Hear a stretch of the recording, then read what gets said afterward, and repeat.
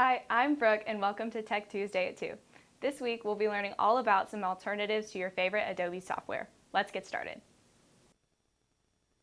Hello everyone, welcome to a brand new Tech Tuesday at 2. It's the last one of the semester and we have a bit of a special one today.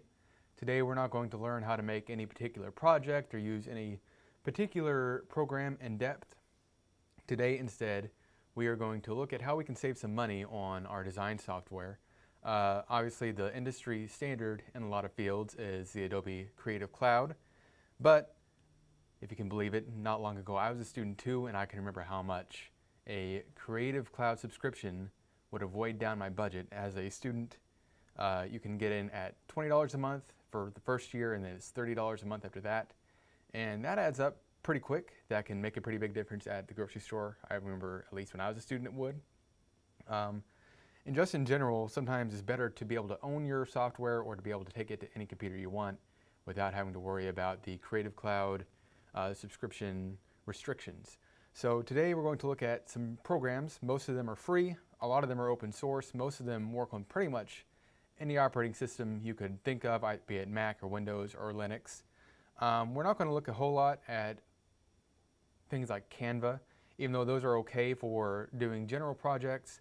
We want to look more at building things from the ground up, software that you can do the whole design process rather than just working in defined templates or restrictive sort of layouts.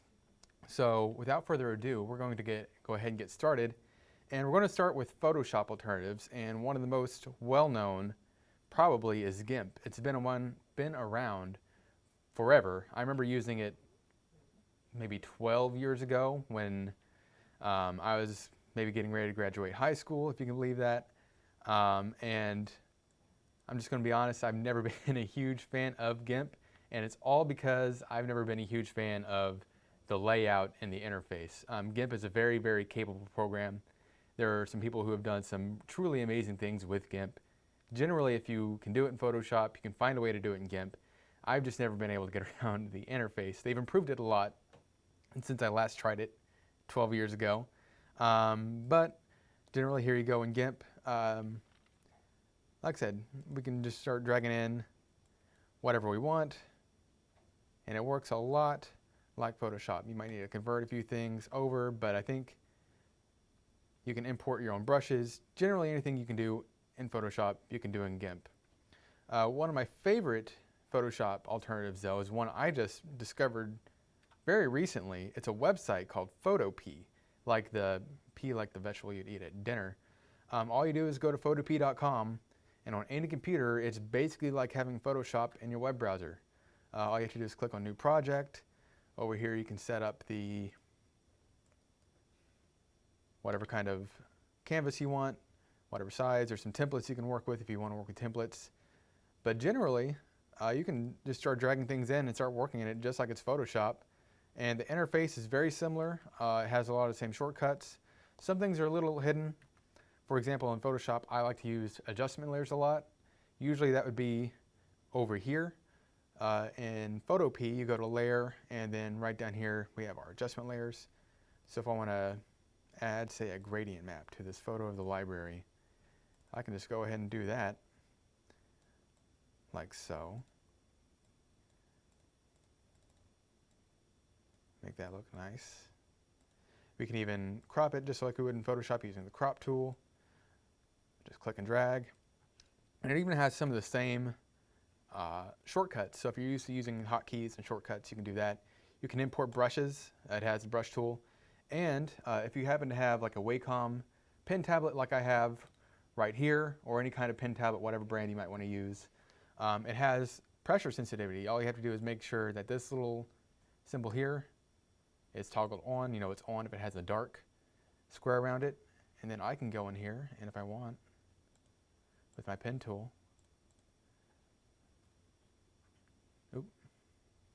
gotta make a new layer. But I can just start writing if I want. I can make a little cartoon if I want. whatever I want to do, and I can export it as a Photoshop file and open it up in Photoshop later if I want. But generally, you can use this on any library computer, any laptop you might be able to check out. any tablet. I'd be curious to see if it works on a Chromebook. I've never tried it on a Chromebook yet. So if you're out there and you're watching this and you have a Chromebook, try it and let us know how that works. Up next is another Photoshop alternative. This one is more of a digital painting alternative rather than just a full Photoshop alternative. If you're just looking to do digital painting or hand-drawn illustration, this one's called Krita, Krita, and this is definitely going to be for just like the general artists in there. And there's a few other ones that are like this that are pretty good. This one's free. This one works on, I think, all the operating systems.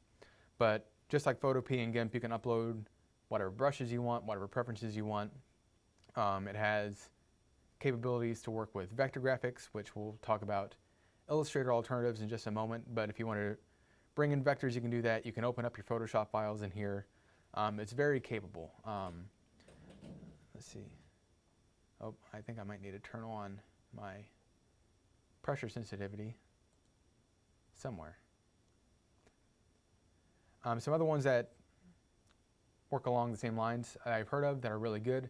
Ibis Paint is pretty good. Another one that's kind of considered the king of this area right now of just digital painting is Procreate, but for Procreate you need an iPad and preferably an Apple Pencil, although I don't think that's absolutely necessary. So that can be a costly investment up front if you want to use Procreate, which is also $10. I think it was $10 last time I looked.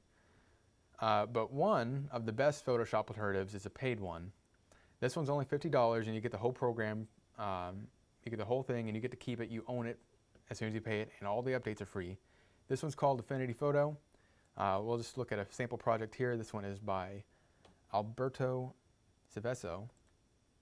And Affinity Photo is very much a lot like Photoshop with a few quality of life enhancements. Some of these definitely have some strengths over the Adobe, I guess, original.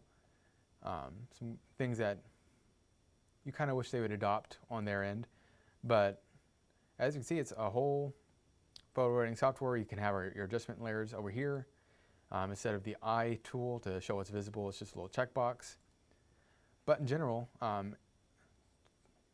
anything you do in Photoshop, you do it in Affinity Photo. And the Affinity company, I guess, will show up a few times during this presentation. They have some good stuff. Moving on to Illustrator alternatives, one of the most well-known ones is what's called Inkscape, which I have right here. This one, vector-based drawing, just like Illustrator. And it has some of the tools that you would want to make sure that you have from Illustrator as well. So if I say I make a rectangle and then make just like a weird oblong shape, as I'm wanting to do sometimes, and I'm working on, say, like a logo or something like that, one thing that's always very important to me when working with vector graphics is these tools. In Illustrator, they're usually called Pathfinder. But basically, if you have two overlapping shapes, you can knock it out like that. So I just took the oblong shape out of the square, or say I want to reverse that somehow. Instead of knocking it out of the square, it intersects. But Inkscape, generally pretty good.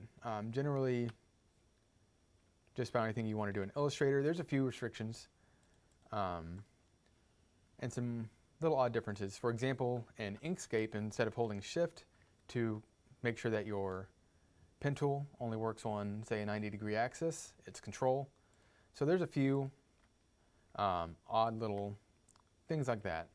But one person that I know does some pretty good tutorials for it is Logos by Nick. He has some good tutorials for both Gimp and Inkscape. He's done some very good stuff. If you want to learn more about how to use either of these programs, I'd recommend his videos because he does some pretty cool little projects in there. Another one is another web-based one. This one's called Vectr, called Vectr, because that's how we name things nowadays. This one's a little more bare bones. This one, not as fully featured as Inkscape would be, not as many little quality of life enhancements, but if you want to make a square, that was a selection, here's a square, and then you can do sort of the same thing. And I'll show some other little tools here in a moment. One thing I like about this, you can have these little options to automatically flip your illustration right here. It just automatically pops up when you select it, and then also automatically send it forward or backward in the layers to either put it behind the square, put it in front of the square, or whatever else you might have in your scene. And then of course you click both, you have these Pathfinder tools I was mentioning earlier, and this one has a live update sort of preview that you can have. So you can just scroll through here, see what they're going to do. Same thing with flipping them if you want. And if you deselect all of them and like double click, say this oblong shape, I can get these nodes here that round out, the corners, and I can drag them individually just like I would in Illustrator, so that's very nice. And you can bring in just like a regular image like that. I'm going to send it back. And you can also clip it to your shape. So if I have the image selected and I select the shape I just drew, just like earlier, I can preview it where, say, the shape cuts out my photo, and I have that. And you can export it as an SVG, which is a generic vector file format. So you'd be able to open that in Illustrator. Say if you needed something temporary while you're out and then you're going to open it in an actual copy of Illustrator later, you could do that and you'd be able to edit your vectors there that way. Another one, like I said, is from Affinity. This is Affinity Designer. Same basic thing. It's very close to what Illustrator is. This is Seaplane by Peter Greenwood. We're going to preview just this little project here. One thing that is a little bit different than Illustrator, I think, here in the canvas, usually in Illustrator by default, whatever artboard or canvas you have set up, you can just see whatever's hanging off of it. Here, at least in this project folder, I need to go to View to be able to see what's hanging off the edge here. Views, View Mode, Clip to Canvas. I can just knock that off, and then I can see what's out here. And basically any tool, or mostly any tool, that you would have in Illustrator, you can have in Affinity Designer. But like I said, it is $50. It's not a free program. There's a 10-day free trial, but after that you would need to pay for it. But you own it for the rest of your life, and you get all the free updates. So if you want that, you would need to save up for it. Moving on to InDesign, which if you're out there and you say, I've never heard of InDesign, don't worry, neither have I. But InDesign is mostly for like layout and publishing. Say if you're going to put together a brochure or a flyer, InDesign's your best bet. It's the best way to do that. And Scribus or Scribus, I've heard conflicting reports on how it's pronounced. Gets you a lot of what you'd want in that package. So some wonky stuff up front. You can set whatever kind of units you want for the measurements. Say it's inches or points. I like inches. Say we're putting together a flyer and we have an 8.5 by 11 piece of paper we want to put on. Okay. Now one thing about Scribus, if you've never used InDesign or a program like it, it's not like Word where you can just start typing, because that's not going to work. What you have to do in these kind of programs is, this is version 1.4.8, so my text frame is right here. You want to get a text frame, and you have to click and drag a box. And then when you click into the box, then you can start typing whatever you want. But the great thing about that is you can move it around wherever you want. You don't have to press enter to get your text all the way down to the bottom of the page. You can move it around, you can resize it, you can do that and it'll automatically move your text around. You can also bring in images. So if I want to bring in an image, first thing I need to do is get this insert image frame here. And then just like for the text, you can click and drag a box. And then I'm going to right click on it and say get image. And let's see. Unfortunately, you don't have very much of a preview until you click on something here. So let's find a decent photo. Mardi Gras. That's not time for that. That's a little too gloomy. Let's go with this. So say I had like a banner that I wanted to put at the top of a newsletter. You'll notice the picture is not fully in our text frame. There's a couple ways we can fix that. We can either right click and say adjust image to frame, and then it automatically fills it. But say we wanted to crop it a certain way, maybe have only part of the image showing in our banner. What we can do is right click and go to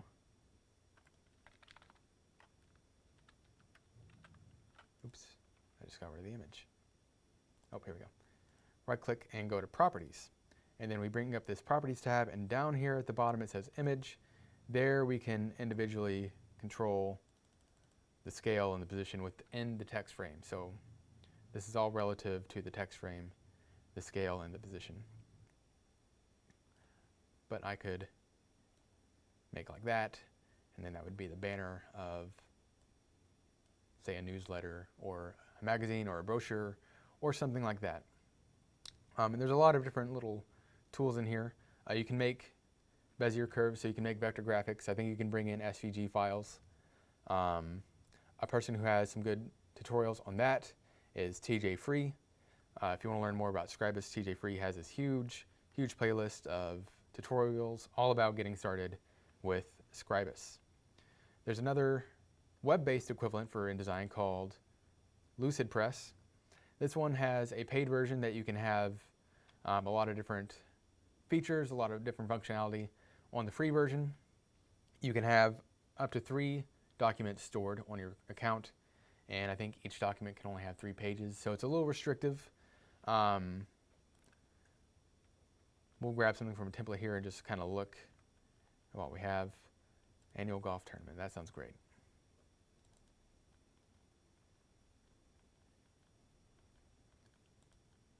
And so if you want to make more than 3 documents, what you would have to do is finish one, export it to the PDF or whatever kind of file format you want to actually publish it as, and then go back into your account and delete that document from your account. So the free version is a little restrictive. Annual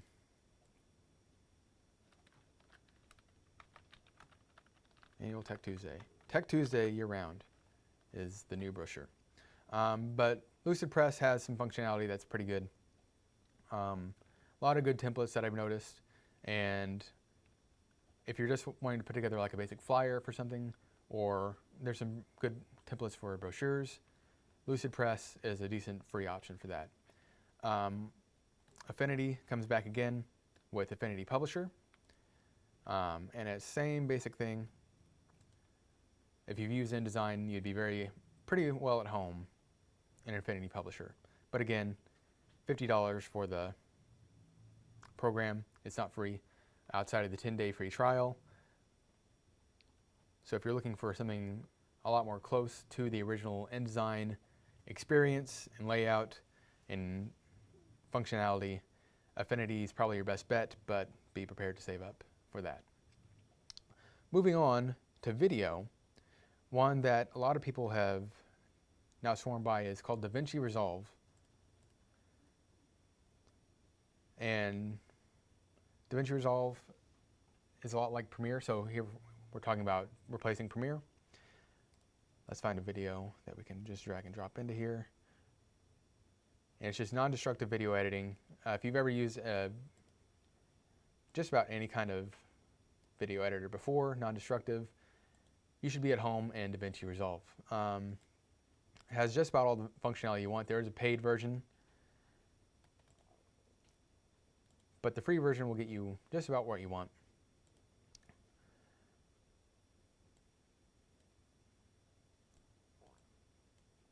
But a lot of people swear by it. Let's see. There was something I wanted to show. A lot of people like it for color correction too, from what I've heard, and audio.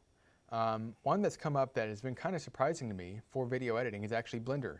And this is where we're going to get a little bit into also talking about After Effects alternatives. Not only can you do pretty much all the motion graphics that you'd want in Blender, Blender also has a built-in video editor. If you start it up, there's an option right here for video editing, or if you're in just a general project here and you've already made something in 3D, so you've sculpted something and you animated something, you go up here and you can go straight into the video editor from over here.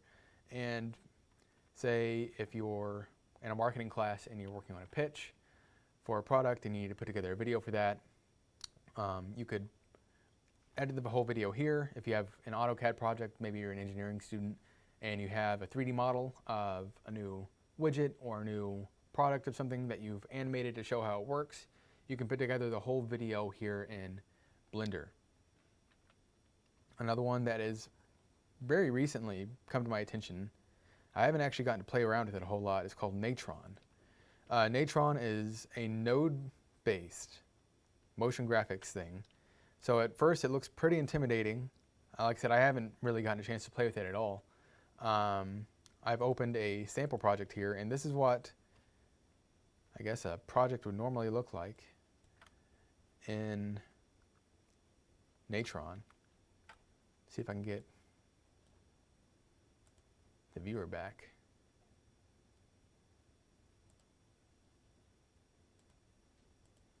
So I can show what this actually does. But as opposed to After Effects, where you have a timeline and we have all the little blocks of things, and you add your effects and any kind of transformation straight to that with keyframes, you have all of these little nodes and they all connect. I'm not sure. This is a very complicated project.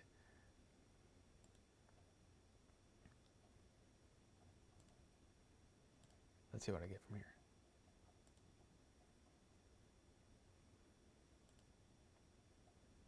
Well,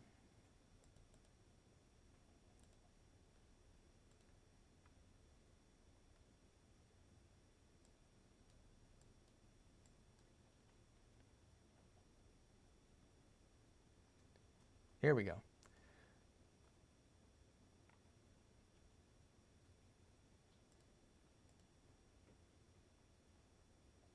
So as you can see, we have this 3D rendered plane, spaceship.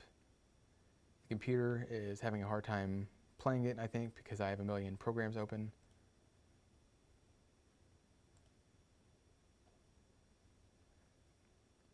But when the animation does play, as you can see, it's kind of going at a crawl, 0.6 frames per second.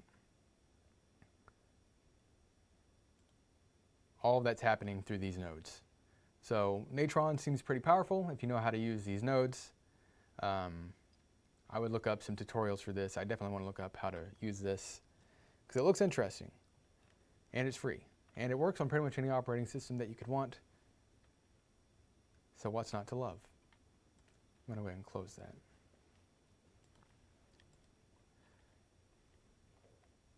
Up next is an alternative to Adobe Animate, which is the renamed version of Adobe Flash, which was one of the first Adobe programs I ever learned way back in high school when it was Adobe Flash CS3. Now it's Adobe Animate, and it's slowly kind of shifting in its functionality. But if you want to make cartoons like what you'd watch on, say, Cartoon Network or Nickelodeon, Synfig Studio is a free alternative. I haven't gotten a chance to play around with it a whole lot, but in Synfig Studio you can do vector-based animation, so it's not just roster-based. You can resize, rescale, warp your drawings or images to whatever size, whatever shape you want, and they're not going to lose fidelity. There's also automatic animation functions, so you don't have to do everything frame by frame. You can say I want the character to be over here on this frame, over here on this frame, and it will automatically animate that for you of it moving. Synfig Studio is a good option for that as well. Now say if you're doing web-based stuff and you need an alternative to Dreamweaver, BlueGriffon has you covered there. It's free. It works on, I think, all the different operating systems. I am not a web developer by any means, so I'm not the best person to show you how this works. But from what I've heard, if you use Dreamweaver, BlueGriffon is not very different from how Dreamweaver works. Obviously, if you want to do audio stuff, I think everyone's heard of Audacity. Audacity is kind of a favorite among a lot of people, I think. And I think a lot of people really kind of prefer Audacity over a lot of different alternatives. So if you're doing audio work, you can't go wrong with Audacity. And those are all the programs I really had lined up to show you today.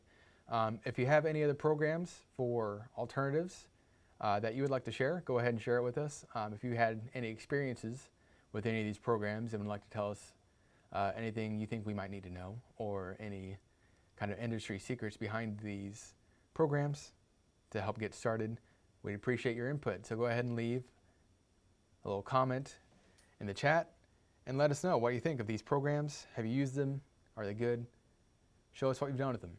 But other than that, I think we're going to go ahead and wrap this up. Thank you everyone who tuned in for today's Tech Tuesday at 2. We'll be back next semester with a whole new lineup of brand new programming.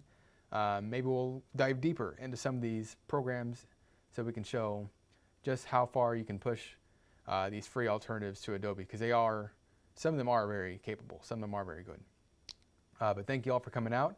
Don't forget to go vote tonight, and we'll see you next semester for a whole brand new semester of Tech Tuesday at 2. Thanks for watching Tech Tuesday at 2. We hope you learned all about alternatives to Adobe software. Don't forget, all of our past videos are on our YouTube, and we'll see you next time.